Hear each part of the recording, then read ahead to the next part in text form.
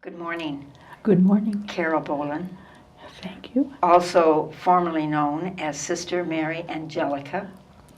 We'll find out how you got that name in a bit. I want to thank you for your generosity and saying yes and your excitement about coming here and sharing your story with the congregation and the rest of the world on YouTube. So thank you that you will be sharing this with us. So we're going to look at your journey of your past years since you were born up to this point, and you only have 30 minutes to get this done. So every word you say is precious. So let's begin where the journey began, in Chicago. That's correct. Your family, your parents, your siblings, growing up, your grade schools, high school. Yes, that was all Chicago. Okay.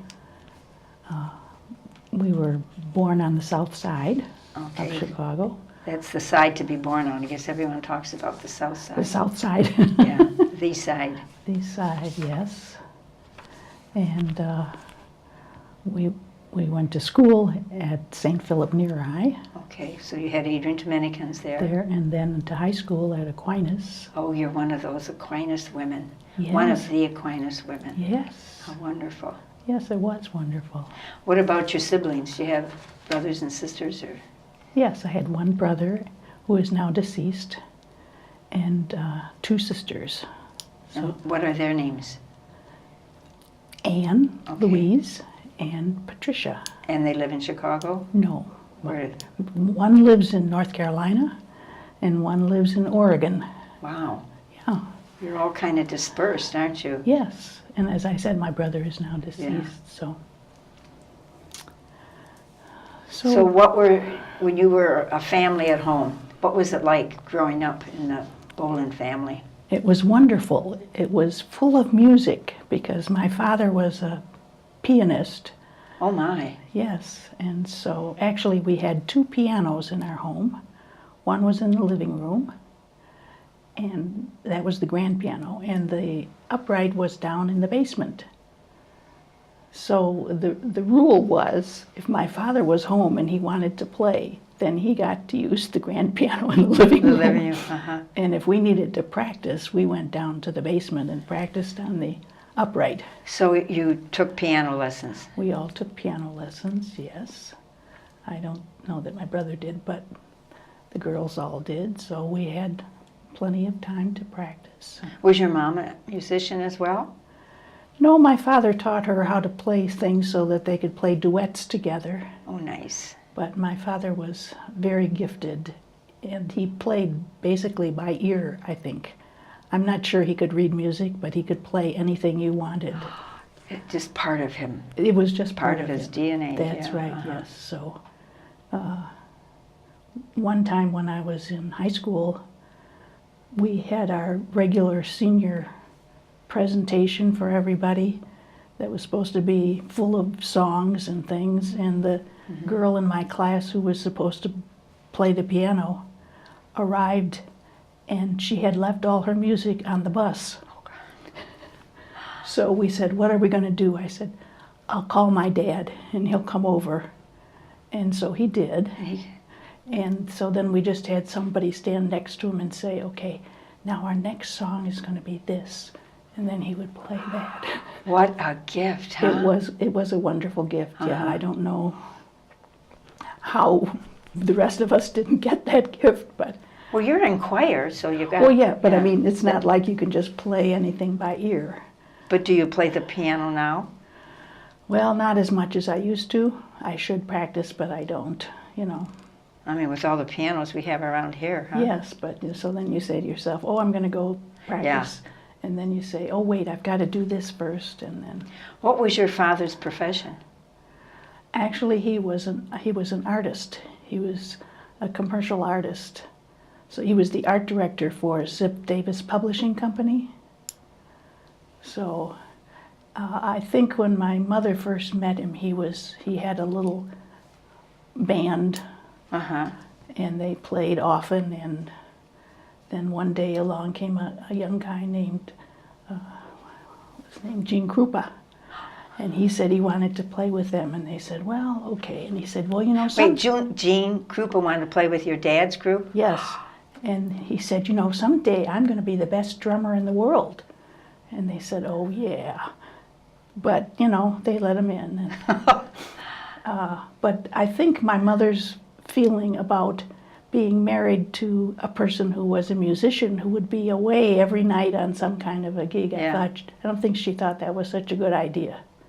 So then he switched over to his artistic side and, like I said, became the art director for Zip Davis Publishing Company. So that's kind of like a graphic artist is Well, yes, I think. Yeah. In those days? In those days. I'm not exactly sure, but it's probably, yes. So the artistic bent, besides piano playing, did you inherit? I'm not sure we did. But our house was always full of beautiful pictures which he would paint. Wow. And then at some point he started painting the walls down to the basement so that when you went down you thought you were walking through a lovely forest. It was just amazing. You have pictures of that? I think there might be someplace. Yeah. I'm not sure. But, we just I guess we took it for granted that, So it sounds like you had some fun times in your home. Yes, we did. With the kids and your parents. Yes, we did. Yes. So that was a loss when you lost your parents, huh? Yes. Yeah. So, but that was a long time ago. Your grade school, you went to St. Philip Neri. In high school, you're an Aquinas woman. Tell me who was influential in your thoughts and your discernment to become an Adrian Dominican. I don't know. Probably all those sisters were. Maybe Sister Thomas Mary was. There were so many of them, right, and we were so excited to have them there. And St. Philip Neri and Aquinas were right across the street from the convent. Okay, so they all lived together. Yes, but then so as little students, and when we saw the sisters going to go home to the convent, we would run up and ask to carry their things so that we could walk across the street with them. So that was one of our fun things to do. So, and don't you think sometimes that initial tap on the shoulder was nurtured through our home life, through our parents? Could be. We often say who was instrumental, and everyone goes to their sponsor. Yeah. But yeah. My father was not a Catholic. Yeah, that doesn't make any difference. No. Yeah. But so when What was it like for him when he heard you say that you'd like to be a nun? Well, I think he said, "Well, okay then." Oh. Okay. You know. So I don't think he was. And your siblings, your brothers, your sisters, and your brother? Well, because they were younger, they probably didn't quite comprehend what the implications were. I don't know. Maybe they did. But, I think they thought, well, that's nice. Maybe she'll wear a habit and look different like these other sisters do. Okay. Different from us. It was kind of it was not uncommon in those days. No. For young women, to enter the convent, That's usually right. from high school. That's right. So then you entered in 1958. Okay, in That's June, right. after graduation? Yes. Okay. 2 weeks after graduation? I guess that's how we did it. Yeah. And how was that transition when you came to Adrian? Had you been here before? I don't remember ever having been here before. Okay. We just followed the rules, that you were supposed to show up, and my parents drove me here from Chicago. And your sisters didn't come with you? I think they did. Yeah, it's hard to remember. Yeah. So long ago. Yes, it's so long ago. So how was formation and when you were sent out on mission? Well, you just sort of winged it. I mean, here you are being told you're going to be a teacher now, even though you haven't been teaching before, but then you figure out how to do it. So I taught grade school for about 6 years, I think. And then I taught high school for another 16 years, something like that. Right here, Yeah. Lake Michigan. Where was that, Lake Michigan?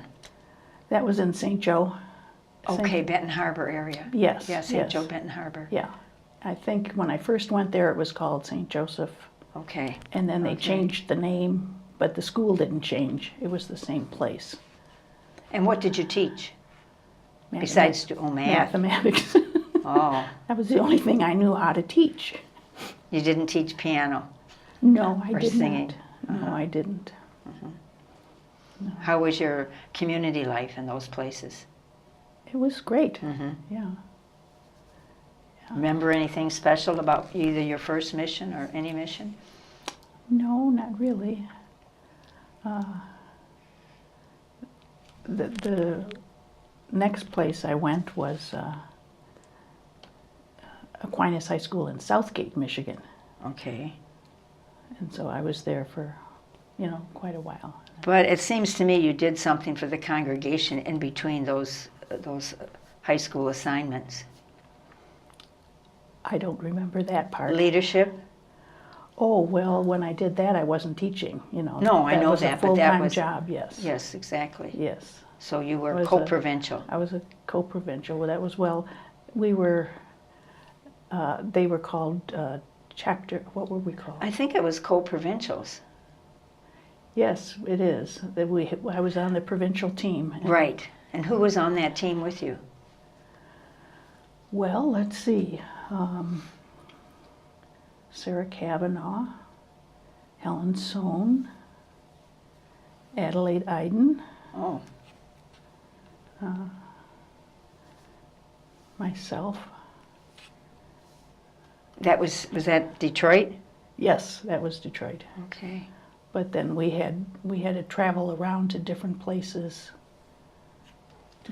Because that was a big group. It was a big group of sisters. provinces were rather were large. I think we had 600 or 700 people in our Right. province. I can't remember for sure, but And how did you enjoy that ministry that you had? well, it was an interesting time in the church, and also in religious life, because we were at that Right. point when we were changing, and you had the option of wearing a habit or wearing secular clothes. And so if you were on the provincial team, you had to be careful where you're going to visit a group of sisters, what their perspective on this was. Because if they thought it was not a good idea for us to wear secular clothes, then you wanted to show up with your habit on. And so it was a, Rather delicate time for yes, for a until lot we of people. all adjusted. And to it. attention, I'm sure, for some of you in leadership, because Yeah. you weren't at that point. You were, after Vatican II, you moved on and tried to accommodate the Right, changes that yes. were encouraged. Yes, yes. Can you recall one really challenging time during that period? No, I think we just all managed, and Well, And what you'd about get- you? Uh-huh. yeah, Yeah. when we got back together, then we would Uh-huh. say, what happened to me when I was. Do you know what she said? No, it was a good time, and everybody on the provincial team was supportive. Good, good. So then when you finished there, you went to easier things. You went back to high school. Yes, Yeah, those were hard times. You were at Aquinas in Southgate. that's right. That's interesting that I noticed that having been born in Chicago, that all your missions were in Michigan. That's correct. And some people got missioned all over the country, but I never did. I was here in Michigan. If you had the option of where you'd like to be missioned, any place in the world, where would you like to be? Right here. Have you gone on vacations in different countries, different places? No, Just No. very content? very,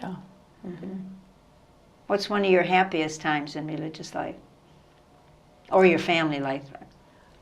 well, I don't know. Knowing Rose Celeste. Your dear friend, that's right.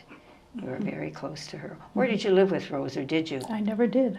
Probably if I lived with her, I would have driven her crazy. Because? I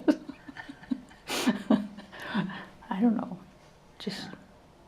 Yeah, that was very difficult for you. Mm-hmm. For all of us. For all of us, You yes. were very, very close to her. Yes. So you were special to her as she was to you. Yes. So when did you come back to campus here?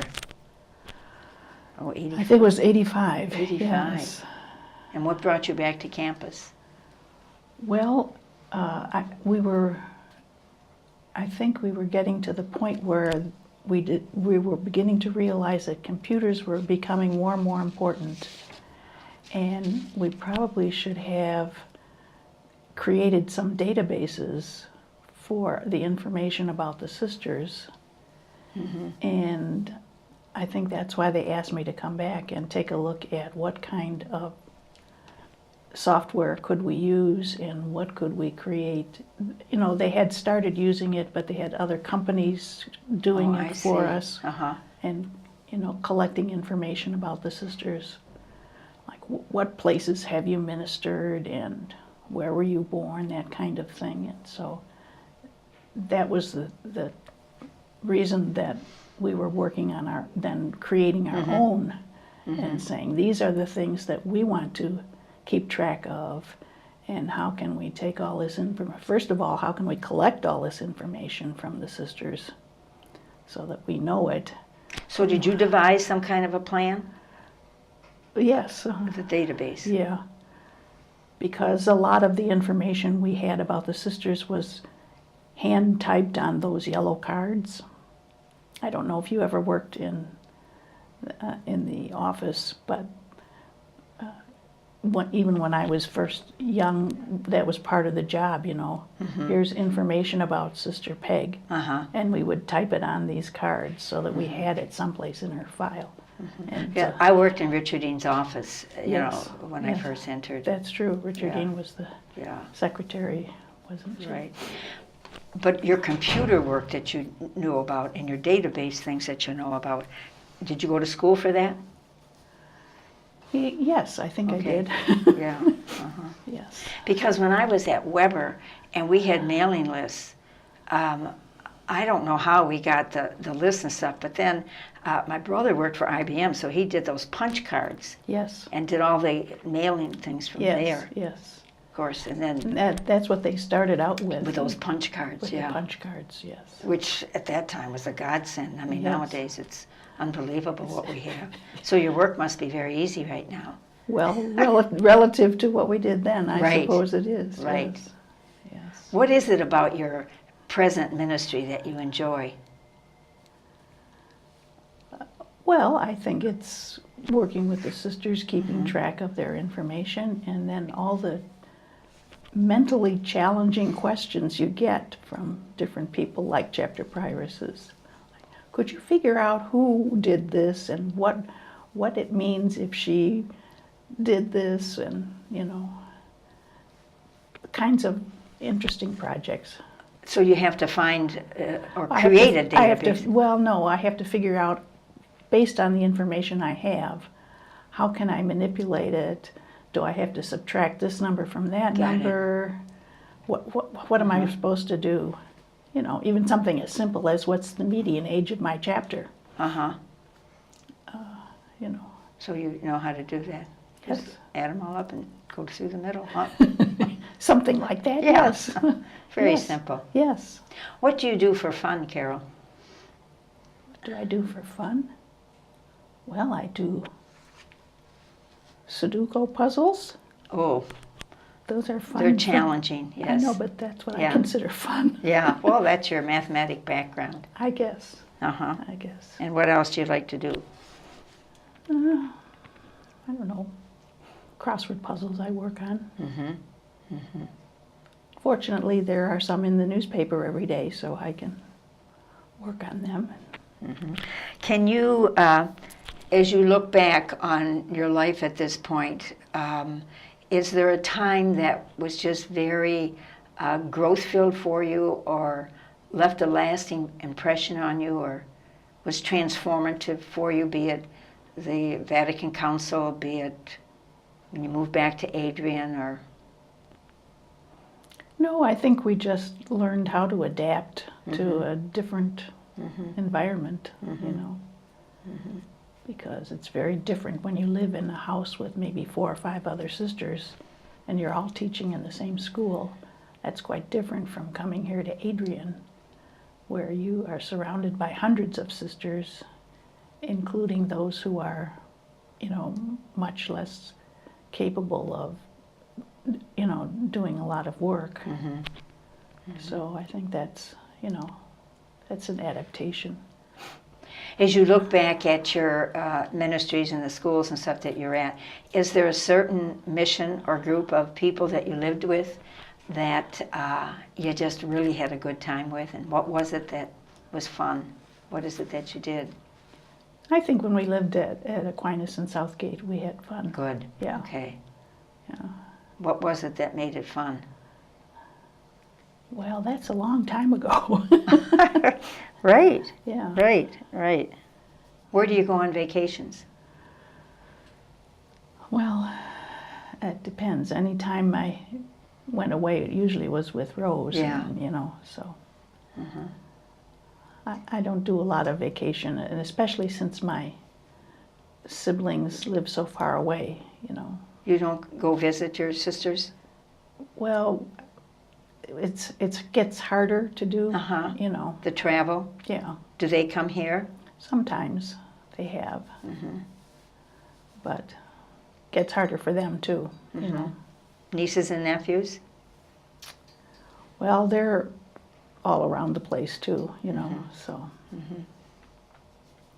So you haven't been to their places No. wherever they live? No. Were they here for you when Rose died? No, they didn't come. They for didn't, that. No. probably didn't know her. They huh? didn't know her, no. That's been a very challenging experience for you. Yes. Yeah, probably more so than Yes. your parents. Who died first? Your mom or your dad? My dad. Okay. Such a loss. Yes, yes. But as I remember, I was with him in the hospital when he died, and Oh, that's good. I actually baptized him.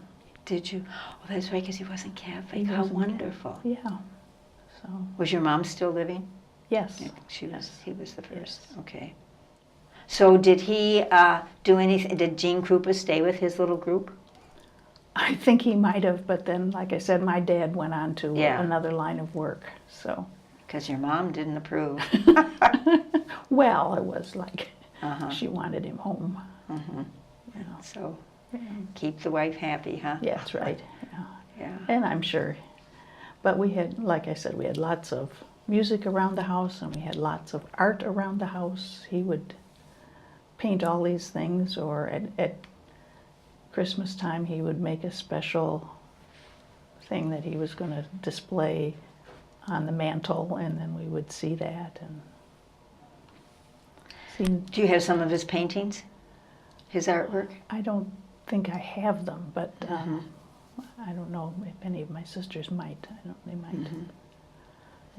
How would you like to be remembered, Carol? Crazy? No, I don't. Why do you say crazy? I don't know, because I don't think about that. I'm not interested in how people remember me. You're not. Is there anything else you'd like to share with us?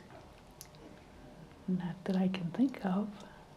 You're going to stay in your present position for a while? Retire with your boots on? Probably, because it would be too boring otherwise if you didn't have anything mentally challenging to do. Oh, I bet you could find something. Like what? I don't know. I don't know. A harder Sudoku. Sudoku? How do you say that book? Sudoku. Yeah. Sudoku. Okay. Yeah. Well, thank you, Sister Carol Mary Bollin. Sister Mary. Oh, that you didn't tell me how you got Sister Mary Angelica as your religious name. Well, Thomas Aquinas' name was, he was the angelic doctor, you know. Okay, okay. And he was also Aquinas, so Thomas Aquinas, so that tied that together. And I had an aunt who was a mercy nun, and her name was Sister Mary Angel. Mary Angel. So this kind of fit Angel, in, yeah. you know, Yeah. that it wouldn't be too odd for my parents to have this daughter with a name like Mary Angelica. And so you went back to Carol Mary, but you Yes. don't go by Mary, you just go by Carol. I just go by Carol, or Yeah. Carol M. Carol M. I never knew that about you. I never knew about Mary. So Well, that's okay. no, I just as we try to look I at think something that else. was the way my father could distinguish between my mother, whose name was Caroline, and you know, his daughter, whose name was Carol, so that if he said Carol, then we wouldn't both come running up and say, "What?" Good, good. Well, thank you for sharing your story with us. Now you can go home and breathe because it is Okay. over with. And in the name of the congregation, I thank you for your continued service to us in that position that I'm sure is challenging at times. Yes, it But you is. keep the door kind of a little bit open, so that's why I butt in there a lot of times. That's okay. So thank you, Carol Bollin, Sister Mary Angelica. Thank you.